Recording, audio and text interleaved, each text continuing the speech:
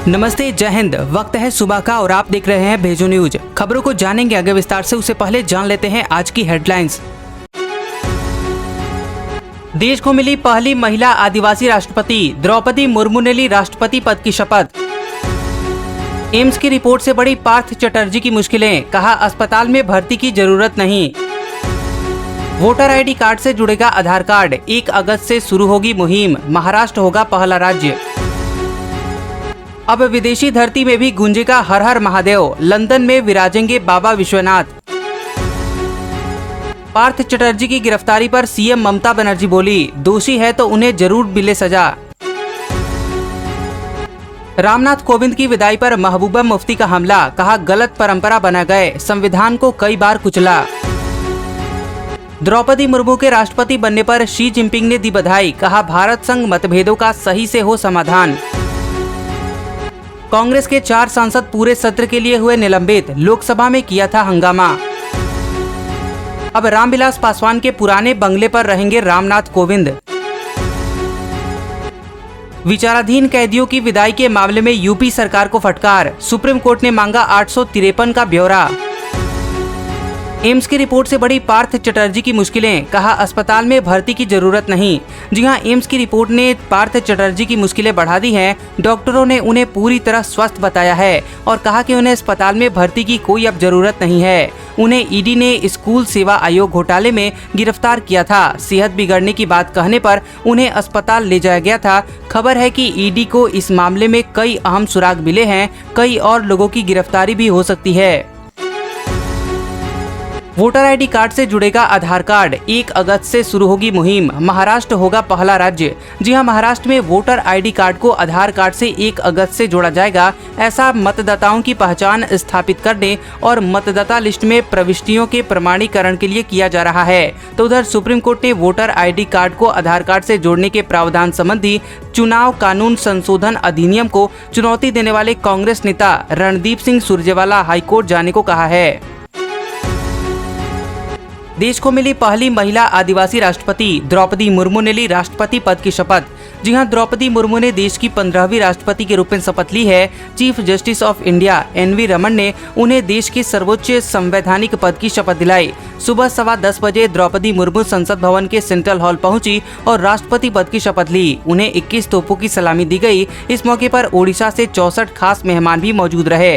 शपथ लेने के बाद द्रौपदी मुर्मू ने कहा कि उनका चुनाव इस बात का सबूत है कि भारत में कोई गरीब बड़ा सपना देख सकता है और उसे पूरा भी कर सकता है। सुप्रीम कोर्ट ने धोनी को दिया झटका, 150 करोड़ रुपए के लेन देन मामले में भेजा नोटिस। जी हां, भारतीय क्रिकेट टीम के पूर्व कप्तान महेंद्र सिंह धोनी को सुप्रीम कोर्ट ने नोटिस भेजा है। आम्रपाली ग्रुप और एमएस धोनी के बीच लेन देन का एक मामला बाकी है। आम्रपाली ग्रुप और धोनी के बीच लेन देन की कुल रकम 150 करोड़ रुपए है। विकी कौशल और कटरीना कैफ को जान से मारने की धमकी देने वाला शख्स हुआ अरेस्ट। जी हां, एक्टर विकी कौशल और कटरीना कैफ को जान से मारने की धमकी मिली है। धमकी देने वाले शख्स का नाम मलविंदर सिंह है और उसे मुंबई से अरेस्ट कर लिया गया है। एक्टर ने रविवार शाम को सांता क्रूज पुलिस स्टेशन में शिकायत दर्ज कराई थी।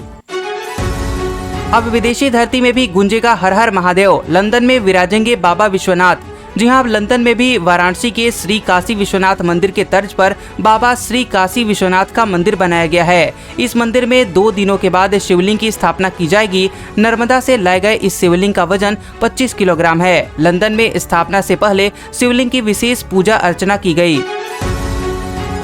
पार्थ चटर्जी की गिरफ्तारी पर सीएम ममता बनर्जी बोली, दोषी है तो उन्हें जरूर मिले सजा।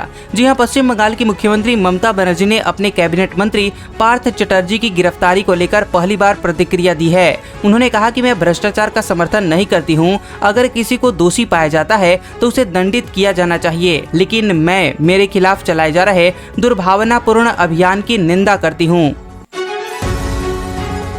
रामनाथ कोविंद की विदाई पर महबूबा मुफ्ती का हमला, कहा गलत परंपरा बना गए, संविधान को कई बार कुचला।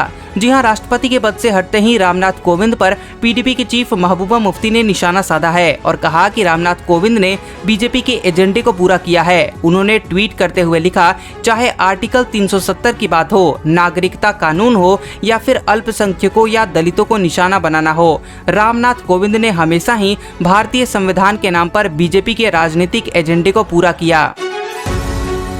द्रौपदी मुर्मू के राष्ट्रपति बनने पर शी जिनपिंग ने दी बधाई, कहा भारत संग मतभेदों का सही से हो समाधान। जी हां, चीन के राष्ट्रपति शी जिनपिंग ने भारत की राष्ट्रपति द्रौपदी मुर्मू को बधाई दी है। उन्होंने कहा कि वह दोनों देशों के बीच आपसी राजनीतिक विश्वास बढ़ाने और मतभेदों को दूर करने के साथ मिलकर काम करने को तैयार हैं। शी जिनपिंग ने चीन भारत के मजबूत संबंधों को पूरी दुनिया में शांति, स्थिरता और विकास के लिए जरूरी बताया। विचाराधीन कैदियों की रिहाई के मामले में यूपी सरकार को फटकार, सुप्रीम कोर्ट ने मांगा 853 का ब्यौरा। जी हां, उत्तर प्रदेश के जेलों में लंबे समय से बंद विचाराधीन कैदियों को बिना देरी के रिहा न करने पर सुप्रीम कोर्ट ने नाराजगी जताई है। शीर्ष अदालत ने यूपी सरकार के साथ साथ इलाहाबाद हाई कोर्ट को भी फटकार लगाई है। सुप्रीम कोर्ट ने यूपी सरकार से जेल में बंद उन 853 कैदियों का ब्यौरा देने को कहा है जो पिछले 10 सालों से अधिक समय से राज्य के अलग अलग जेलों में बंद है। कांग्रेस के 4 सांसद पूरे सत्र के लिए हुए निलंबित, लोकसभा में किया था हंगामा। जी हां, लोकसभा में तख्तियां लेकर महंगाई के विरोध में नारेबाजी के बाद कांग्रेस के 4 सांसदों को सदन से निलंबित कर दिया गया है। इसमें कांग्रेस सांसद मणिकम टैगोर, ज्योतिमणि, राम्या हरिदास और TN प्रतापन का नाम शामिल है। इसके अलावा लोकसभा भी सुबह 11 बजे तक के लिए स्थगित कर दी गई है। राष्ट्रपति द्रौपदी मुर्मू के शपथ ग्रहण में शामिल नहीं हुए सीएम नीतीश कुमार, कुशवाहा ने कहा हर कार्यक्रम में जाना जरूरी नहीं। जी हां, देश की नई राष्ट्रपति द्रौपदी मुर्मू ने पद और गोपनीयता की शपथ ली। शपथ ग्रहण समारोह में प्रधानमंत्री, गृह मंत्री समेत कई राज्यों के सीएम समेत गणमान्य लोग शामिल हुए थे, लेकिन बिहार के सीएम नीतीश कुमार इस समारोह में शामिल नहीं हुए। यह पहले से तय था कि वे दिल्ली नहीं जाएंगे। अब इस पर जदयू के संसदीय बोर्ड के अध्यक्ष उपेंद्र कुशवाहा का बयान सामने आया है, जिसमें उन्होंने कहा है कि हर कार्यक्रम में जाना जरूरी नहीं है। सीएम किसी कार्य में व्यस्त होंगे, इसके कोई मायने नहीं निकाले जाने चाहिए। अब रामविलास पासवान के पुराने बंगले पर रहेंगे रामनाथ कोविंद। जी हां, राष्ट्रपति भवन को अलविदा कहने के बाद अब पूर्व राष्ट्रपति रामनाथ कोविंद का नया ठिकाना 12 जनपद में स्थित रामविलास पासवान का पुराना बंगला होगा। इस बंगले में रामविलास पासवान लंबे समय तक रहे थे। हाल ही में जून के महीने में उनके पुत्र चिराग पासवान से यह बंगला खाली करवाया गया था।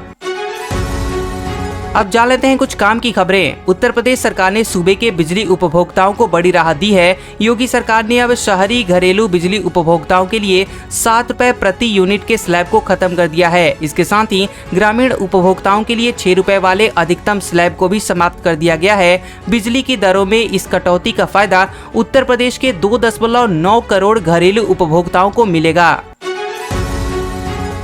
केंद्रीय माध्यमिक शिक्षा बोर्ड यानी CBSE ने शुक्रवार 22 जुलाई को कक्षा 10वीं और 12वीं का रिजल्ट जारी करने के साथ ही अगले साल के लिए परीक्षा तिथि की घोषणा कर दी है। CBSE ने कहा कि अगले साल यानी कि 2023 में 12वीं की बोर्ड परीक्षा 15 फरवरी से आयोजित की जाएगी।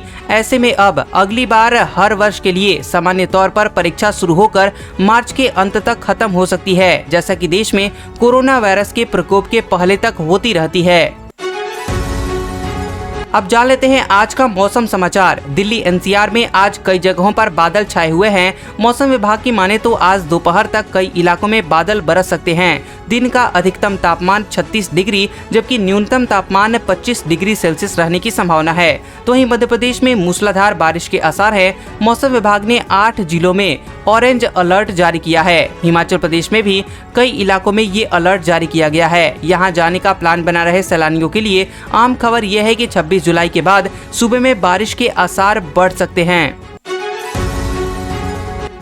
आज का सुविचार, महान दार्शनिक पाइथागोरस ने कहा था, मनुष्य सबसे बड़ा तब होता है जब वह किसी बच्चे की मदद के लिए घुटनों के बल खड़ा होता है।